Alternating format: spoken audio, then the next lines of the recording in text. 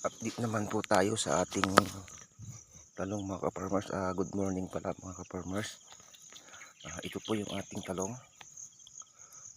Okay naman na siya, no? At marami nang lumalabas na mga talbos. Yan, mga talbos niya. Bulaklak. Marami nang lumalabas. Yan, silabasan ng mga bulaklak niya mga ka-farmers. Yan.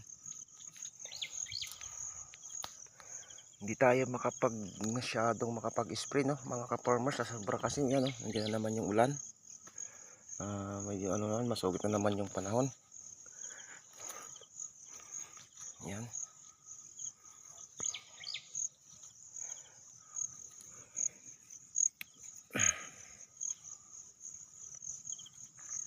Hindi ko alam to, no, ka-farmers, kung anong tawag dito, na medyo ano yung mga dahon niya nagtuyo.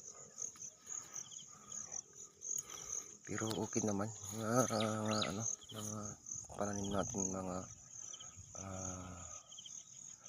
talong. Yan. Yan yung ating talong.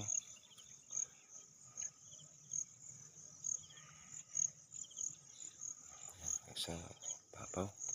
Medyo yung pilapil natin medyo na nilinisan na naman mga ka-farmer. Yan. Pilapil natin. Ito naman yung talong natin. Yan. Okay naman yung dahon niya. Meron na din siya ano, no, white flies. Talagang karaniwan na to sa ating insekto sa ano, mga ka-farmer, sa talong, white flies. Pero mabagsik yan mga ka-farmer pagka napabayaan. Kaya kailangan din apply na natin ng gamot. Sa susunod, magpo-pruning na tayo dito sa baba ng dahon.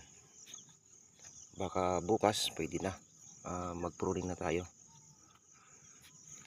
Pero yung mga iba mga ka-farmers, no, ayan, why pruning yung ginagawa nila. Tayo, pipiliin natin yung sanga na tatanggalin.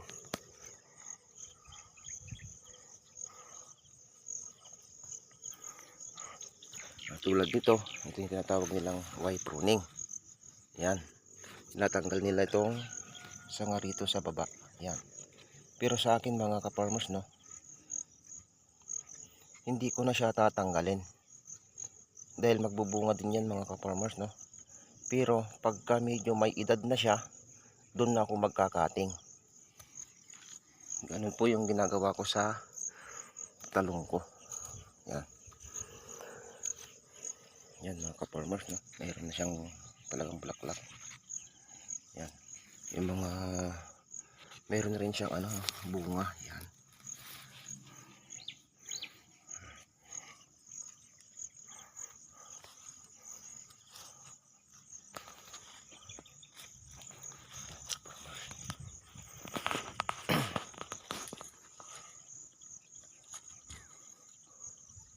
Yang sa ibabaw yan mga ka-farmers, malapit doon sa ampalaya. Yung talong natin, tsaka doon sa taas. Yan. Yan. Paki-subscribe na rin po yung ating channel. At paki-share na rin po. Pakipindot na rin po yung notification bell. Yan. Maraming salamat po sa nanonood. Yan. Maraming salamat po.